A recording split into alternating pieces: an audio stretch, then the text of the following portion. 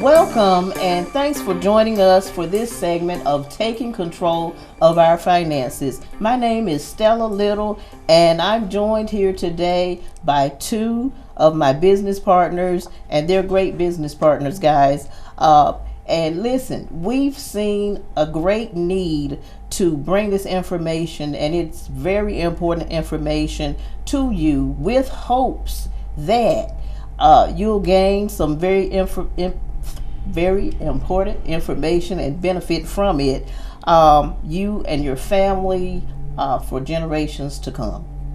So I hope that you will get out your notepads, your iPads, your tablets, whatever it is that you use to take great notes, because believe me, you're going to need to write down this information so that you'll have it, so that you and your family from generations to generations can benefit from it. Now I'm going to ask my friends who are with me if they would introduce themselves to you. My name is Sheila Black-Orman. I'm from the Snow Hill, North Carolina area, have been there for years. I've been in the industry off and on since 1992, and so during that time I've seen a lot of things happen to a lot of clients, and they've had a lot of questions, so hopefully we can get some of those cleared up for you today. Wonderful. I'm Andreas Hutchison. I'm by way of Plant City, Florida. I'm basically coming to you from Fayetteville, North Carolina. I've been in the industry now since I was 28. I'm 57 now, and I tell you, the information that I've heard from the time that I was 28 till now has changed my life, changed a lot of other families' lives, and I'm hoping that if you pay close attention to what we share, it'll also change your life. Take it away, Stella. All right, now thank you guys for that. Listen, in anything that you do, you have to build a foundation. And so we have to, in this, start with the foundation, because if you're building a house or any project that you're working on, you can't start out working on the second floor. You've got to get that firm foundation built before you can move on. So that's what we're going to talk about today, building your foundation. All right, and we've got a few questions that we're going to throw at Andreas because we know that he's got the answer. Okay. All right, Andreas, let me just start out by asking you exactly what part does insurance play in building our financial foundation? Well, Stella, that's a great question, because that was one of the things that, since I've been in the industry, a lot of people have been trying to figure out, how can I use insurance, or why do I need insurance? Mm-hmm. So let's just use an illustration of, because most people, whether you're a single parent or whether you may be a husband and wife, or you may just be some individuals that's together, let's use a prime example is this here. It doesn't matter about where you are at now, but if I ask you the question, Stella, let's just say that, based on your needs, if you was married, we'll say you got a husband, I'll say something like this here. Stella, at this here point in time, if they sent your husband from wherever he is right now all the way to California to work, my question is, would you still need his what? Money. You'll still need his income. Okay, what if they moved him from this area all the way to Key West, Florida? What do you think you still need? Money. Okay, suppose they shipped him all the way to Timbuktu, and I don't even know where that is, right? Mm-hmm. But guess what you still need coming in the house? The income. All right, so you still need that money. So thereby, our insurance is just like automobile insurance. It's one of those what ifs happens. Mm-hmm. That means that if he's making, let's say, like $30,000, what most people don't realize, that you need about 8 to 10 times that person's annual income. I'll repeat that because a lot of people miss it. You need about 8 to 10 times that person's annual income. Mm-hmm. Because the first thing, that when a person passes away, not only do you miss that person, but you also miss what? The income. You miss the income. Mm-hmm. So thereby people find themselves in a world of hurt, because now versus them swimming upstream, mm-hmm. they're swimming downstream, because there's no income coming in that they can grab a hold to, mm-hmm. that can keep them afloat. So if you use that 8 to 10 times, that means if you get 8 times, that's like taking 8 years of that person's income to still remain coming in the house. Okay. And I can assure you that can keep a person afloat. Wouldn't you agree? Yes. I'd Okay. agree on that. So one of the issues that I was going to ask about as well is most people are underinsured. I hear the word insurance poor a lot of times, but really a lot of people are underinsured. Wouldn't you agree? Yes, yes. And the reason that a lot of people comes, Sheila, and basically what we call uninsured, it comes like this here. There's two types of life insurance. And what has typically been given to the people is a program which was called cash value, and it goes by any name. But the main thing is most people are accustomed to saying, "I like those types of policies that I can borrow money off of, just in case an emergency comes up or something of this nature, that I have some money." And so thereby they find themselves with that particular product being able to, what they do is they pay a lot of premium. It costs a lot of money, but in the terms they get a little coverage. But then there's a second term that most people don't talk about, not even the industry itself, and that's term insurance. But when they talk about term, I always say, just like anything, sometimes things get a bad rap. And term insurance is one of those vehicles that get a bum rap. Because really what it can do, it's reverse. It gives you more coverage. Sometimes you get like 5 to 10 times your coverage that you was paying for with one of the cash value policies. And then thereby can also cut your costs. So that was one of the things that intrigued me about when I was 28, I found out that I can get at least 5 times the coverage. And then based on my age and my health, I was able to reduce the cost of what I was paying, and then thereby I already had me a savings vehicle, whether I put it under my mattress, or I just put it in my local bank, or I did some type of investments with it. Okay, that's great. Now, you mentioned cash value, and a lot of people want to know, like you said, can I borrow against it? Yes. Well, if I borrow the money, what happens if I don't pay it back? Well, that's a great question, Sheila, because that was one of the things that when I got my policy in the early stage, I had one of those policies that that you can borrow money off of, and I really didn't understand it, because the first thing later on as I started being educated, I started thinking about, what does the word borrow mean? And then when I thought about borrow, and if I ask you what does borrow mean, you'll say you got to do what? Pay it back. Pay it back. Right. So then some people said, well, you know what? That's my money. I'm not paying nothing back because that's my money. That's what they told me. I'm not paying anything back. But here's what I found out, though. If I borrow some money from you, what do you expect me to do eventually? If I borrow some money from you, Sheila, if I borrow some money from you, what would you want me to do? I would hope and wish that you would pay it back. Okay, all right. Yes. All right. So now, Sheila, if all of a sudden, let's make you the company. I'll make you the company today. Sure. And I'm just being like the old devil advocate, right? So I borrow some money off of my policy, and I said, well, you know what? This is my money. Now, you're the insurance company, now, right? Right. Now, I borrowed money from who? From me. From you, okay. So all of a sudden, I pass away. Now, all of a sudden, my spouse, she gives you a call and say, I'm sorry to say that, Andreas, he done passed away, and I'm sorry, but I'm filing my claim. Now, being that you're the insurance company, and I owe you some money, what are you going to do?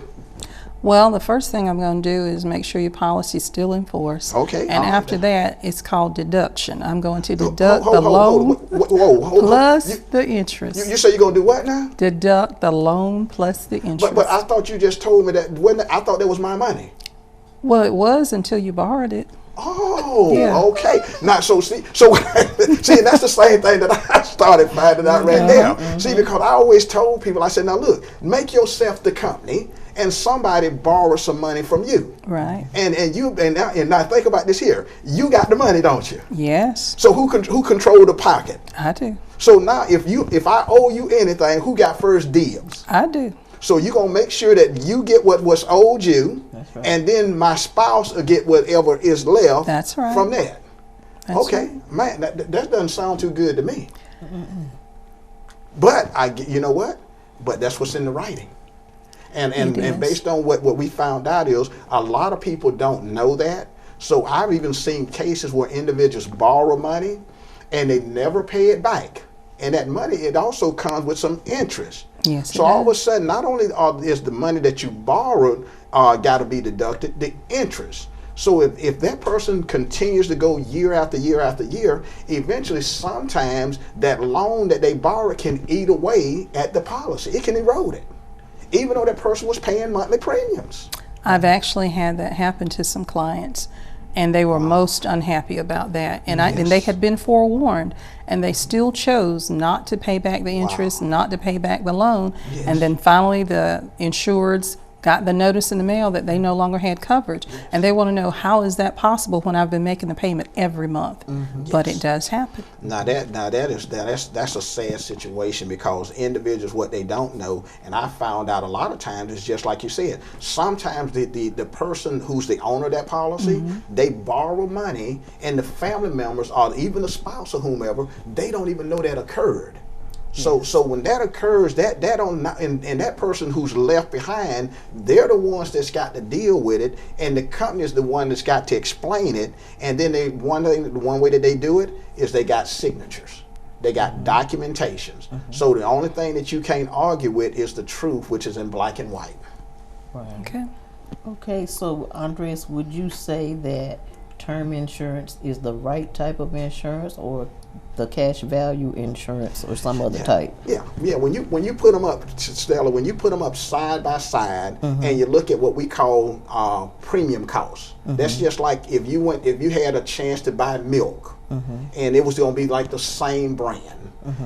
You wouldn't want to buy the most expensive brand if it's the same brand. Am I right? Right. So if I was going to get $100,000 in coverage, and I can get $100,000 of what they call the cash value type, and I can get $100,000 of the term type, but my term is going to be less expensive, then I'll, like the individuals, you be the judge, audience, of which one you would choose. Now, Andres Hutchinson, I know which one I'm going to get. I'm going to get the less expensive one, because it's still $100,000. Right. So if I had to, when the two of them go side by side, comparison wise, I would pick the term. And it's great for young couples or young people that have kids. It's great for people who's on a tight budget. It's even great for people who got a substantial amount of money. Right. Because I'm quite sure everybody likes to save money, and that's what term. You're not the only one. And I guarantee you, the people out there in the audience, they probably saying, they smiling just like we smiling. They saying they want to save every dollar possible too. So when you put them side by side, Stella, I like term better. Okay. There was another question when it comes to whole life insurance. Yes. People are often confused by. Remember, we said it accumulates cash value, but then there's also a death benefit. And then sometimes people think they get both. Oh, wow. You know, well, what happened to the cash that was in my policy when you paid me the death benefit? Where did that go? Well, that's a great question, because what I found out is a lot of times, because what people don't do, they don't read their policy. So what happens a lot of times, if they go back and if they was to take a look inside their application, there's a box. Now this is going to shock a lot of people, but there's a box there, and it asks there's like two questions. One would say, you know, you can get the death benefit along with the cash value, the accumulation value. But then there's another box that says you only get the death benefit. All right, and you'll be surprised at which box is checked. And the clients, most of them don't even know that this box was checked. And most of them most agents are always going to have that second box checked, meaning you're only going to get the death benefit.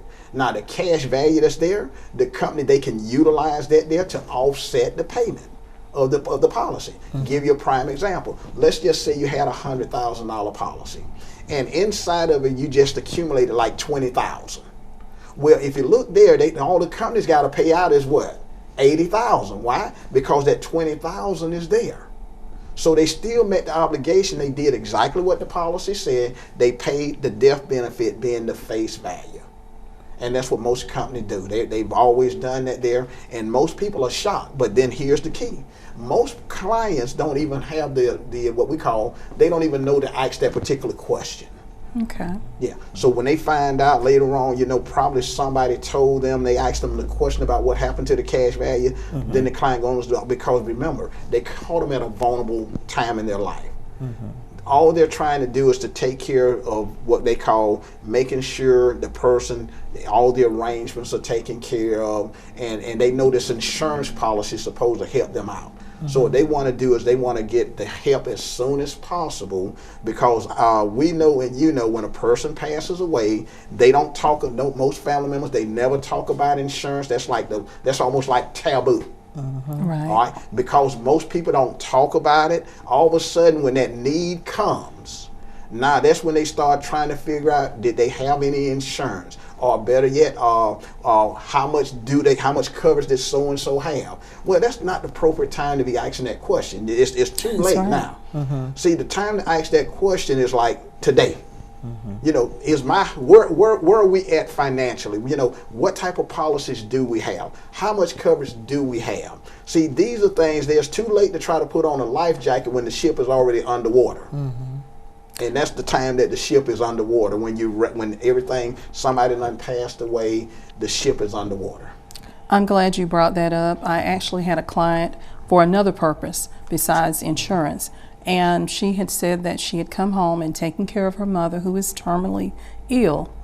And during that time, I guess it never dawned on her. She always assumed her mother had insurance. She told me faithfully she thought she had it, but she never found out, where does my mother have the insurance? You know, what company, how much does she have? Who is the beneficiary? Has the beneficiaries been updated? Or is it someone that's passed away a long time ago? Or a lot of times in cases, people get divorced and they still don't think about updating the beneficiary. And you run into cases where the ex is actually the beneficiary, and look, they control the purse strings. They call the shots. Yeah, and I'm glad that you said that, Sheila, because that's a lot of things that just like you said, most people don't update what they have, and anytime you don't update it, that causes chaos. Just like what you just said, where if it's an ex, the ex is gone off. Now this is definitely when it gets strange, because the new spouse, all of a sudden they think everything is in order. All right, but then all of a sudden now when they find out that the ex control is what we call the beneficiary, they want the ex to come in and release what's theirs. Notice what I just said. They want the ex to release what's theirs. I'm talking about the ex. That's theirs. Right. The ex own that there. And then they get mad if the ex don't give them some of that portion. But then they try to get mad at the insurance company. Right. And the insurance company's responsibility is to give to that beneficiary that amount of money. They can't make that beneficiary pay for any services, give anything to the family, to the children of. And that's what I try to explain to people. When they write that check to that beneficiary, it's theirs to do what they want to if they don't have to spend one penny, one dime on any services or anything else. It's theirs. Yeah, and that's very sad, because one of the things, and all that happened, that could have been avoided if the individual who actually was making those payments paused for one moment and just say, you know what, I got a new spouse, or better yet, I want to add another one. I got a kid that I need to add to this program, because being what you just said, there could be a sibling, right, who gets cut out because whoever who had the policy as the owner, they never included another one of the children, and that can cause in a lot of families that can cause a major rift, because just like what you said, whoever receives those proceeds, that's theirs, and if depending on how their heart is, if they want to give something to one of them, that's their choice. If not, then you can't fight them. You can get mad with them. But you can't argue with them, because guess what? That's the way that person left the proceeds. So if you want to get mad at anybody, you got to get mad at the person who set the program up in the beginning. That's right. And in dealing with our families, the families that we deal with, a lot of times we run into all different types of situations. And I actually knew someone personally who thought that their mom had a lot of insurance. And they thought that because ever since they were like a little boy, an insurance man had been coming by picking up money, every month. So he never had the conversation with his mom, how much coverage do you have, this, that, and the other. He just assumed that because this had been going on for years, that it was a lot of insurance.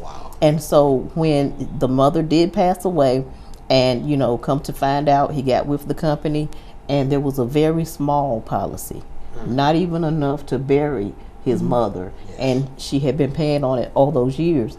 And so it's very important also that we check with our loved ones, Yes. or even as agents, we need to start the conversation Yes. with them to ensure that they are doing these updates and whatnot, Yeah. because it's very important. Yeah. So one of the things that I would say, Stella, then if a person was to think about it, there are certain times we call they got to be like what I would tell people. You got to set certain trigger mechanisms in place. Let me give you an example of what I mean by that. There. See, some people pay their auto insurance, or they renew their auto insurance maybe every 6 months, or they may renew their policy every year.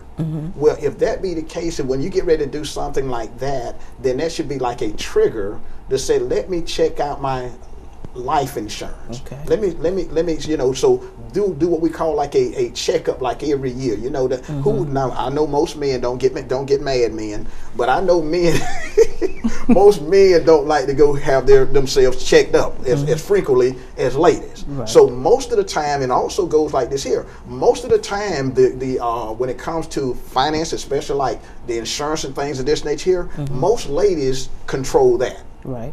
That's pretty much that's just that they do. If you look at most households, some of the men may just pass the buck. They'll start it off, but then eventually they'll pass that responsibility over to the ladies. Now the ladies like doing checkups. Now they feel something, they gone. Yeah. Men feel something, we'll play through it. Well, so if whoever controls that checkbook in every certain time, they might not say, you know what, it's about time that we, let's do an annual review of where we are. Because insurance needs changes, on a yearly basis. Because I know when I got my policy, it was just like me and my wife. All right, so it was just the two of us at that time. Then we had a child. All right, so then we had to add that child onto the policy. So that changed a little bit of where we were financially. Okay, and then we had a second child. So once more again, that was another trigger mechanism that, hey, we need to pull these policies out. You know what I found out sometimes? Sometimes people have additional children and they don't even add them on their policies. That's true. Have y'all experienced something I like have. that? Yeah. They just assumed that they were automatically covered. Yes. Yeah. Now there are some companies that I know that actually, that actually do that, but the majority of the companies, you have to notify them. It's a question you need to ask, or Yes. or a conversation you need to have.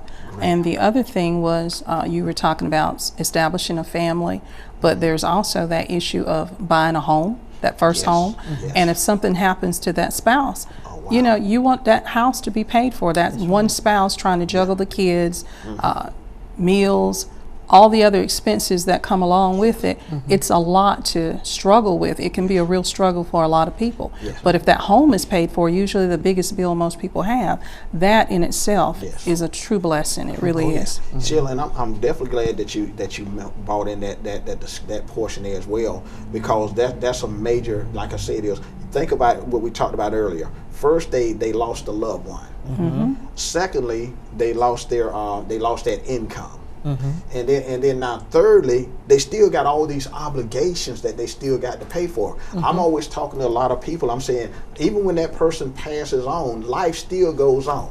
And the bills keep rolling in. Thank you very much. The bill, the utility man, he still want to get paid, right? Yes. And all of a sudden, the utility man for your waters, they still want to get paid, right?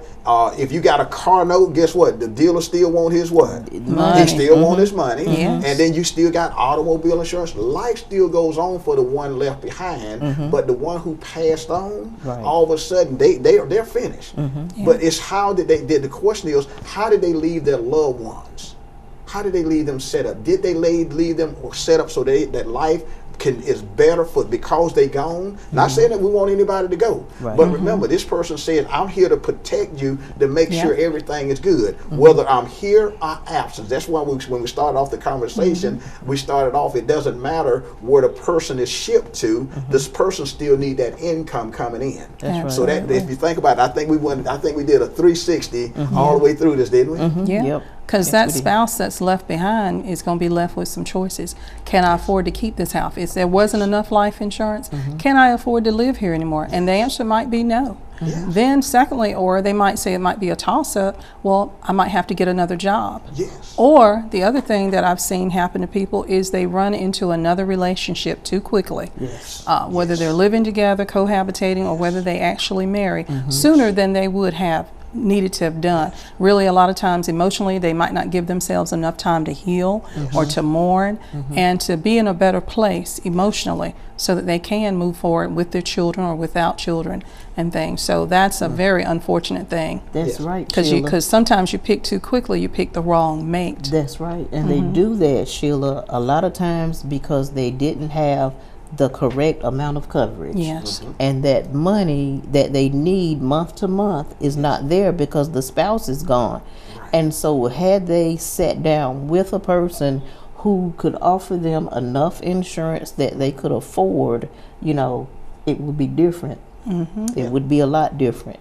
They wouldn't be so quick to marry someone just to have that additional income coming in the house. So still, I think I found that what helped me a great deal was I went to a lot of different seminars. And some of the seminars, you know, just like this here forum that we're having, I was able to go to these different events. Now, I know a lot of people don't like to do certain things, but I find that most people either got ill-informed or they get the erroneous information. So what I do is sometimes I go to these different forums or different events just to pull some of the speakers to the side and ask them some general questions. Now, I think, isn't there something supposedly happening around in the Green? Do they do anything right here? Because I'm all the way in Fayetteville. Now, I know we have some different things. What about, what do they do? Is there anything going on up here in Greenville that you know about? Yes, sir. In Greenville on the second Thursday night of every month, you can join us at the Country Inn and Suites right here in Greenville, 3900 Memorial Drive, right here in Greenville. It's right down from the Pitt Community College. Okay. Yeah. Now, see, if I was coming in from Fayetteville, I'm a man. Sometimes I look for a lot of different landmarks. Could you give me like several landmarks? Because sometimes when that traffic is moving, you know, I ain't got time to be looking for no road. You're looking for the Country Inn and Suites. Okay. That's where we'll be, 7 p.m. every second Thursday of the month. It's right next to the Taco Bell. Let's see, it's down from the Pitt Community College, and also it's across the street. I think maybe Aldi is out that way, the grocery store Aldi. Okay. All right. Yeah, and like I said, sometimes I look for, me personally, I look for a lot of landmarks, you know, that can help me to make sure I like to feel comfortable that I am, you know, close by my vicinity or where I'm at. But definitely we'll be able to meet with you and certainly give a great deal more information one-on-one or within the group setting. We'd love to talk to you and see you over there at the Country Inn and Suites. Now, still, I definitely like what you just said. I like that person where you say that one-on-one, because one of the things that I found out with a lot of people is sometimes when they're in a big group setting, there's a lot of people that have a lot of questions that they want to ask. But some people, you know, they feel a little intimidated. They feel like the question that they may ask, people might laugh at it, you know, thinking it's a little humorous. But when you're trying to get information that's going to benefit you and your family, it's no laughing matter. But I can guarantee you, for you, if you get your questions answered, that could be a life changer for you and your family. That's right. That's what I like to tell people. You know, if you have a question, there's no dumb question. The only thing that could potentially be dumb is to go away and not have your question answered when you've got somebody right there available and trustworthy enough to give you a good answer, a reputable answer. So that's the only fault I can find in it. So, hey, like you said, if you get your question answered and it propels you financially to the next level, it's worth it. Oh, yeah. Yeah. So would you guys say that insurance is definitely a game changer in where it comes to getting your finances in order, and would you say that? Oh, yes. I would definitely say that there. I would say what I find today before we close out, one of the things that I found out is most people, when they get insurance, most people just got that group insurance, you know, on the job. Right. So I always ask them this easy question here: what if you leave the job? What do you have? Or what if the job leaves you? What do you have? So one of the things is to also remember, get your personal policy outside of the job, something that you can control, that you can afford. All right. Something is always better than nothing. All right. Thank you for joining us for this segment of learning how to take control of your finances.